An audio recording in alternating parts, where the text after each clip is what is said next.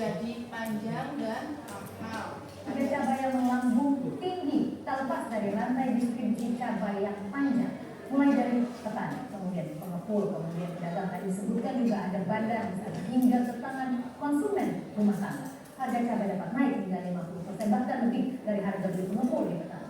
Berikut sedikit harga rata-rata dan gambaran rantai distribusi cabai yang kami dapat dari Tim Liputan CNN.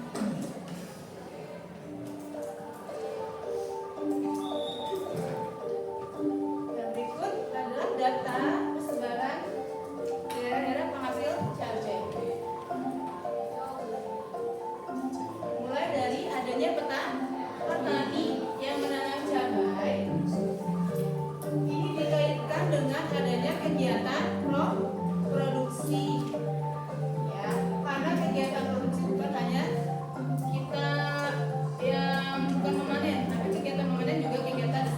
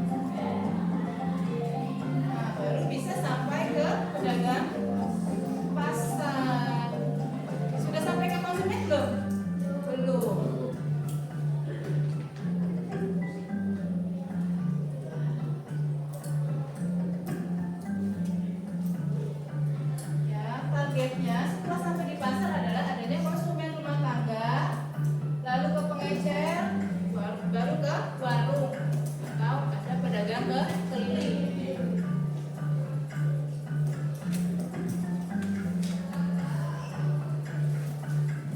Nah, pedagang kecil nih ya, menjualkan langsung ke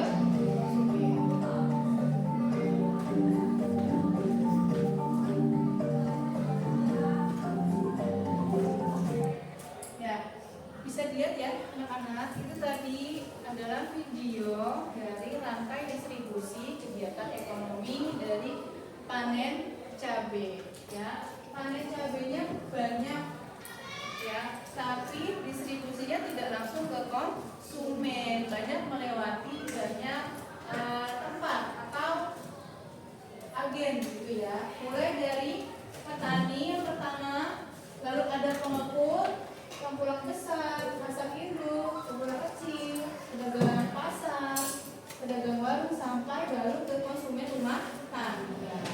Panjang ya.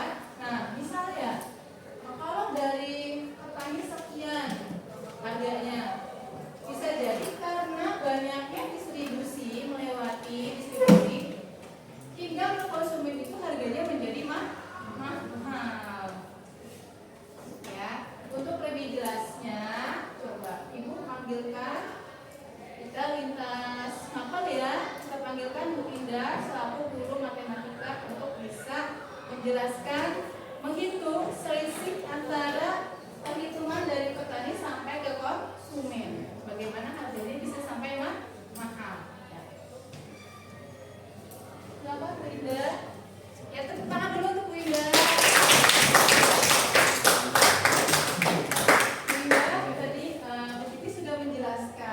Begitu banyaknya atau panjangnya distribusi dari penjualan si cabai, mulai dari petani sampai ke konsumen. Ternyata banyak sekali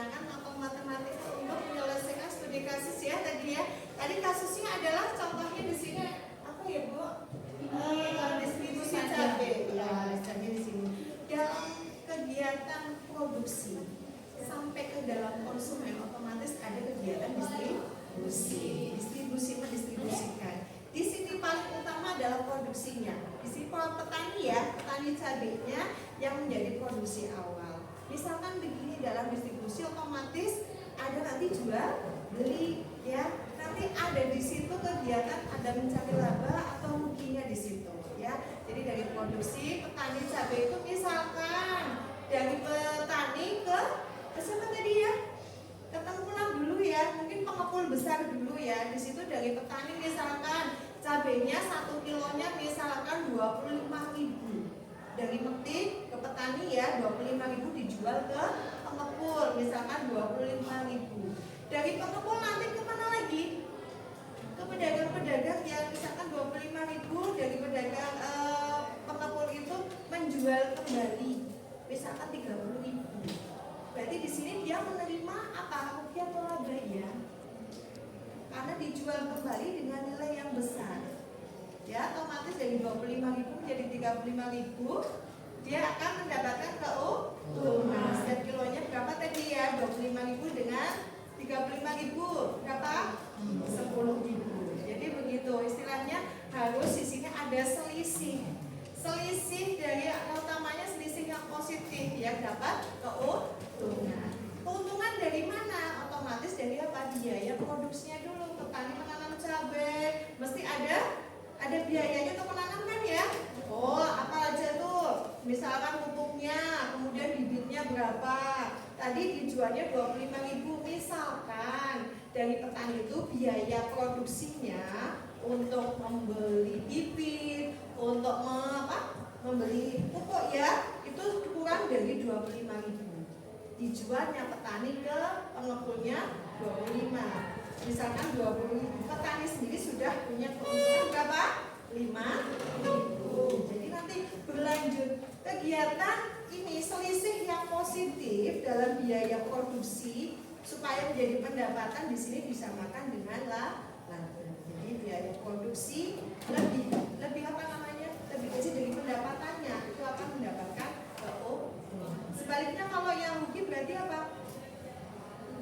Biaya produksinya lebih tinggi dari pendapatan. Mungkin seperti itu Bu ya. Jadi di sini ada kegiatan dari produksi sampai ke konsumen mesti ada distribusi, dan distribusi itu mesti ada selisih penghitungan ya. Bisa jadi untung ataupun rugi. Sudah dijelaskan ya dari Bu Indah ya. Terima kasih Bu Indah. Ya, tangan dulu untuk Bu Indah.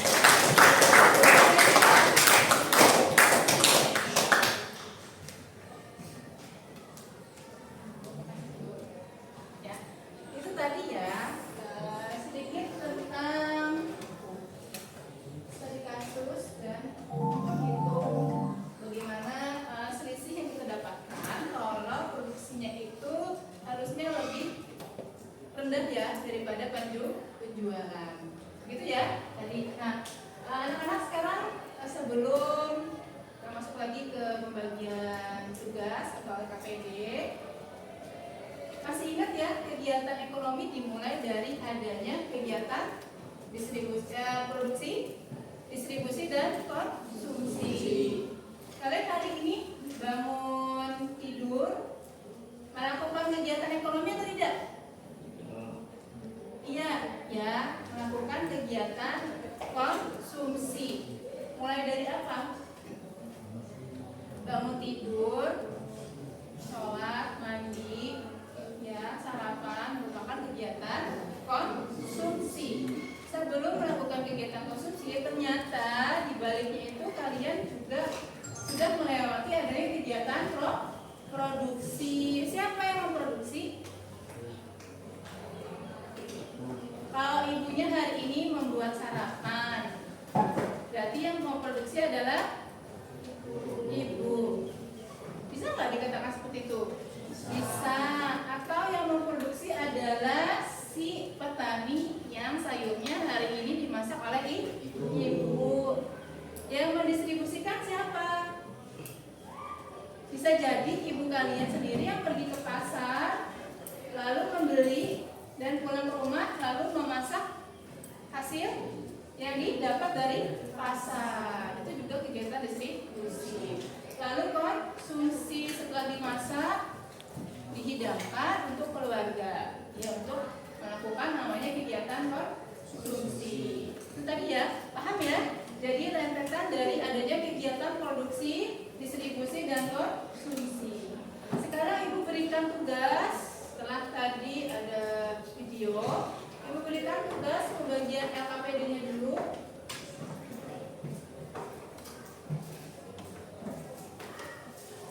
Diminta untuk sudah berkelompok menyelesaikan studi kasus dan menjawab pertanyaan-pertanyaan diskusi, lalu membuat mind mapping dari hasil diskusi yang sudah kalian lakukan bersama kelompok. Paham? Ya, Ibu bagikan dulu, nanti dibaca bersama-sama ya dalam kelompok.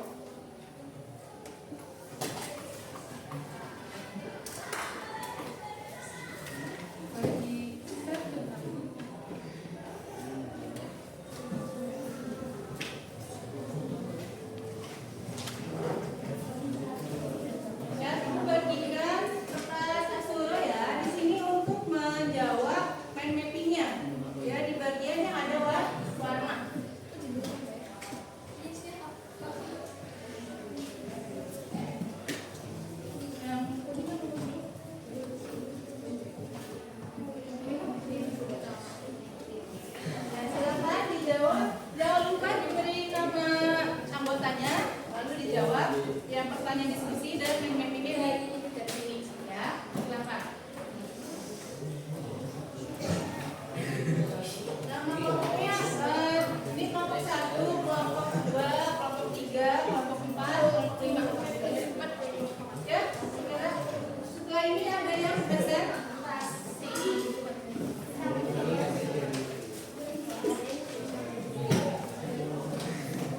Itu kan hanya misalnya ada tengah-tengahnya apa kegiatan ekonomi, lanjut ke apanya di situ pertanyaannya, siapa yang menjadi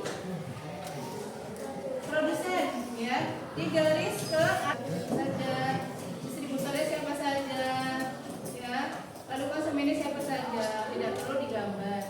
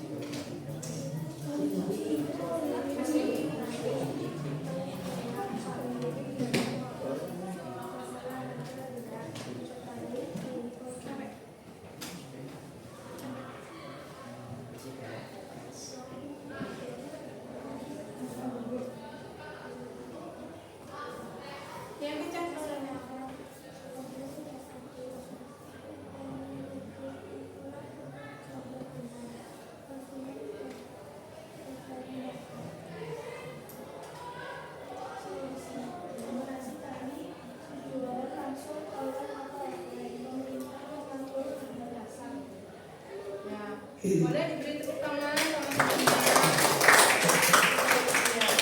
Ya, mungkin ada yang kurang jelas dari studi kasusnya itu di desa penelitian banyak petani menanam padi ya, tapi setelah panen padi dijual ke tengkulak dengan harganya murah. Lalu tengkulak kemudian menjual ke pabrik penggilingan, lalu beras dikemas dan didistribusikan ke kota. Lalu konsumen di kota membeli beras dengan harga yang jauh lebih tinggi. Berarti dari kesimpulannya adalah dari mulai petani sampai ke konsumen sudah melewati beberapa distributor sampai ke tangan ke konsumen. Ya, dari petani misalnya mengeluarkan harga berasnya dijual harganya 10.000, ya. Lalu ke tengkulaknya berarti dengan harga yang lebih murah ya, 10.000. Tengkulak kemudian menjual ke pabrik penggilingan. Misalnya harganya adalah 12 per kilo, ya. Lalu dikemas dan distribusikan ke kota. Lalu di kota membeli lagi dengan harga yang tinggi. Bisa dikatakan misalnya harganya menjadi 14.000. Ya, dengan petani mengeluarkan modal berupa modal produksi, ya, seperti adanya apa tadi, misalnya si pupuknya, perawatan segala macam itu kan butuh biaya yang besar, tapi diberikan harganya murah oleh tengkulak. Ya, padahal tengkulak sendiri adalah bisa menjual dengan harga yang lebih tinggi ke kota. Adil atau tidak?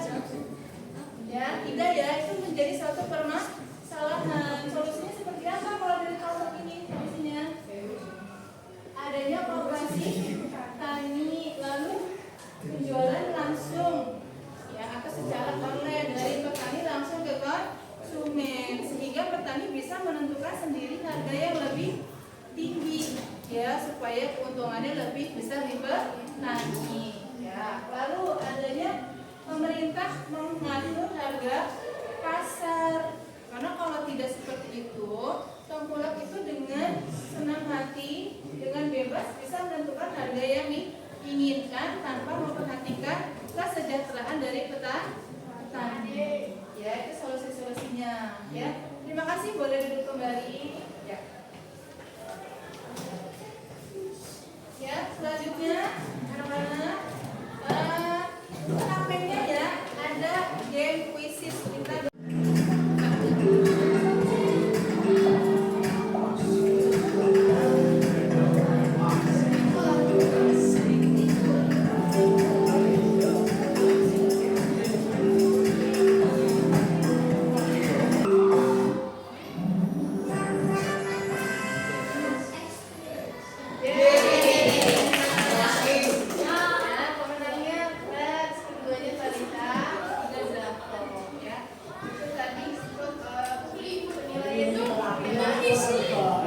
Ada 6 pertanyaan refleksi, silakan dijawab dengan mengklik tanda plus dari setiap masing-masing pertanyaan refleksi.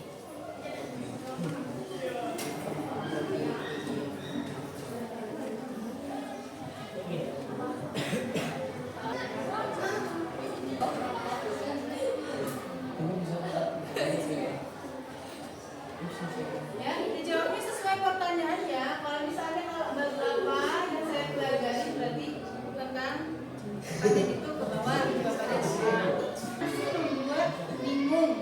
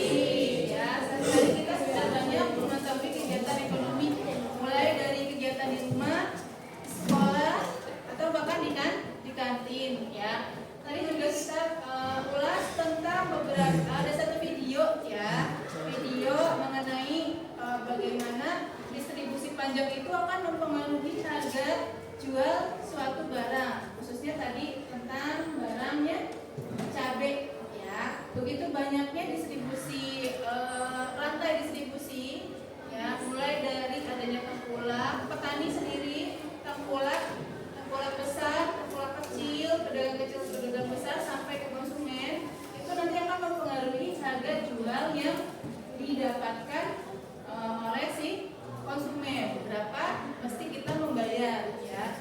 Tetapi dengan mungkin kita bisa mencari solusi ya. Solusinya apa? Mungkin saja dari hasil panen petani itu bisa langsung ke konsumen tanpa banyak melewati banyaknya distribusi ya, sehingga petani juga bisa sejahtera dan konsumen bisa mendapatkan harga yang murah, tidak terlalu tinggi karena tidak melewati banyaknya rantai distribusi ya. Solusinya apa lagi? Bisa juga pemerintah menetapkan harga jual tertentu ya akan suatu barang tertentu, sehingga tengkulak ataupun petani sekalipun tidak bisa memberikan harga yang terlalu tinggi karena sudah ditetapkan oleh pemerintah ya. Bisa juga dengan apa? Petani mempunyai pasar sendiri ya, atau koperasi petani ya, koperasi petani untuk nanti bisa menjual secara langsung ke konsumen.